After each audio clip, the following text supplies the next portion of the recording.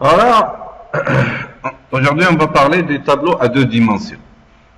Et on va faire l'exercice suivant. On va demander à l'utilisateur de nous donner le nombre de lignes, puis de nous donner le nombre de colonnes. Et qu'est-ce qu'on va faire? On va déclarer un tableau de la taille qu'il nous a donné, c'est-à-dire avec le nombre de lignes saisies au clavier et le nombre de colonnes saisies au clavier. Après, on va, dans un algorithme, remplir ce tableau au clavier, c'est-à-dire qu'on va lui demander, en utilisant les boucles sur les lignes et sur les colonnes, et on va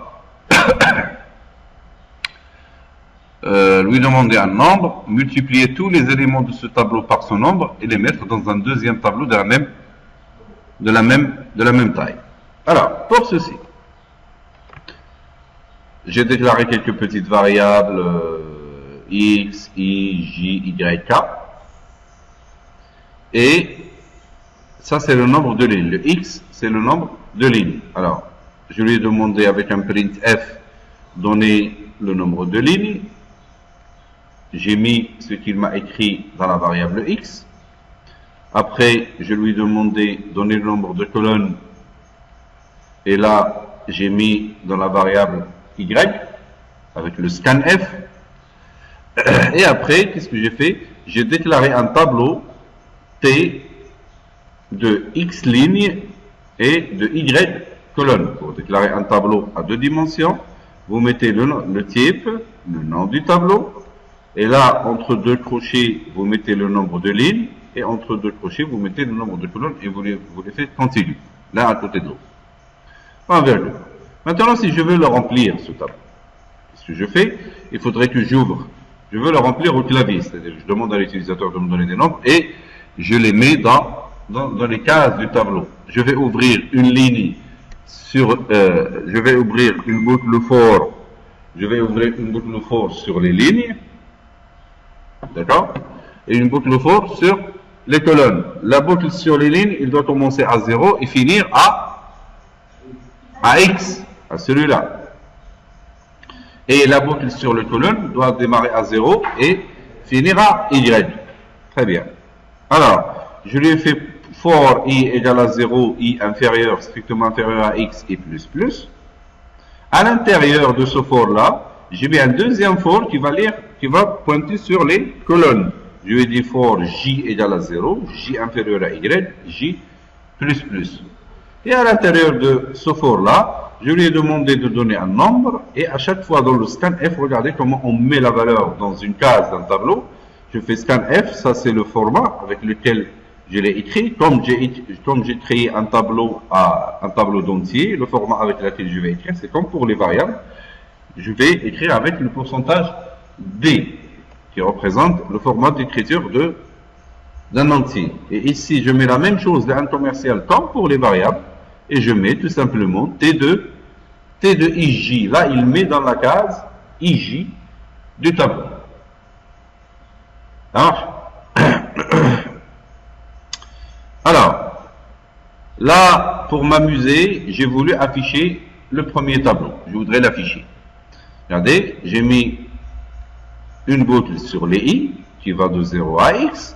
À l'intérieur, j'ai mis une boucle sur j qui va de 0 à y. Et j'ai fait printf pourcentage d t de ij. Alors le anti-t ici que vous voyez, c'est pour mettre des tabulations dans l'affichage. C'est-à-dire de mettre des espaces, les grands espaces que vous mettez avec les deux flèches ici. Quand vous tapez sur Word par exemple, les deux flèches dans le sens contraire, la tabulation. Il fait la même chose. Et qu'est-ce que j'ai fait ici? Pourquoi ce printf anti-n? Là, c'est quoi? Là, il balaye les colonnes. Pour qu'il me mette un retour à la ligne après chaque ligne. Vous voyez? Celle-là. Celle-là, c'est juste pour un affichage correct. Il met la première ligne. Là, il a fini la première ligne. Il a affiché les éléments de la première ligne. Il va passer à la deuxième ligne ici. Avant de passer, il fait un printf anti-n. C'est juste pour qu'il retourne à la ligne, qu'il recommence. Et comme ça, j'aurai ligne après ligne. Sinon, je les aurai continu, dans la même ligne. Ça marche? Alors, c'est juste une astuce. Maintenant, j'ai rempli le premier tableau et je l'ai affiché pour m'amuser. J'ai déclaré un deuxième tableau de la même taille, X et Y, qui s'appelle M. Et dans ce cas, qu'est-ce que je vais demander le multiplicateur, donner, j'ai écrit des bêtises, donner le multiplicateur, et là, je l'ai lu dans une variable K, avec le scan F. C'est bon? Maintenant, qu'est-ce que je dois faire? Je vais multiplier tous les éléments de ce tableau T, et de les mettre dans ce tableau M. C'est ce que j'ai fait ici. Regardez que pour I, ici, for I égale à 0 to jusqu'à X, de Y de 0 jusqu'à J de 0 jusqu'à Y, et j'ai fait M de IJ reçoit T de IJ fois le multiplicateur K. Après, je vais les afficher. Je fais pratiquement la même chose. Regardez, j'ai ouvert, et là, j'ai fait le printf avec les tabulations M de IJ, et à chaque fois que le for est fini là, à chaque fois qu'il finit, je mets un printf N, et là il m'affiche, il me fait un retour à la ligne après chaque affichage d'une ligne.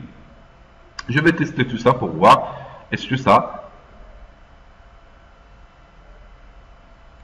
marche. Là j'ai autre chose.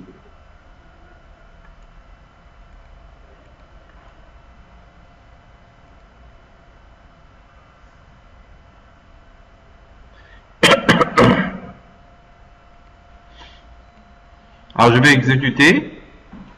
Il me dit donner le nombre de lignes. Je vais lui donner 3 lignes. Et 2 colonnes. Il va me demander donner le nombre.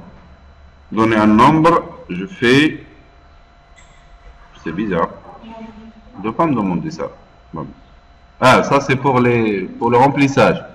Voilà ce que je vais faire. Alors, 3 lignes, 2 colonnes, je vais faire 1, 2, 3, 4, 5,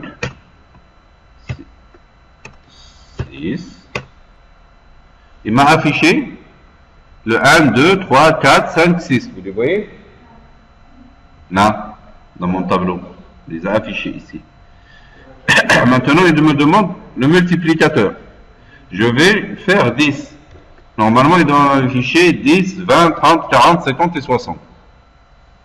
Je vais y aller, top, et il m'a fait le travail 10, 20, 30, 40, 50 et 60. Il a multiplié tous les éléments, il a mis dans M et il les a vraiment affichés.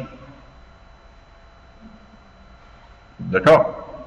Alors, ce que vous devez retenir, c'est que pour déclarer un tableau ici, vous mettez le type et vous mettez le nom du tableau, et entre les crochets, vous mettez le nombre de lignes et le nombre de colonnes.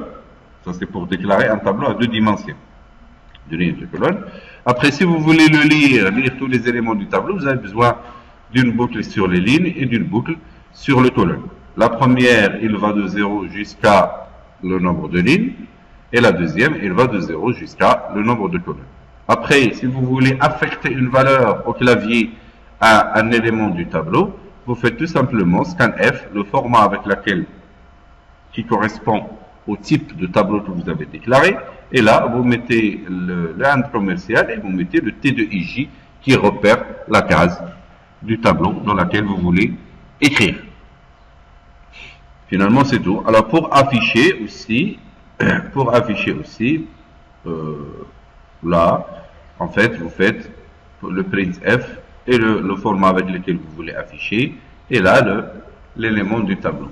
Pour l'anti-slash-t, on avait dit que c'est pour la tabulation au moment de l'affichage. On vient de l'avoir. Voilà.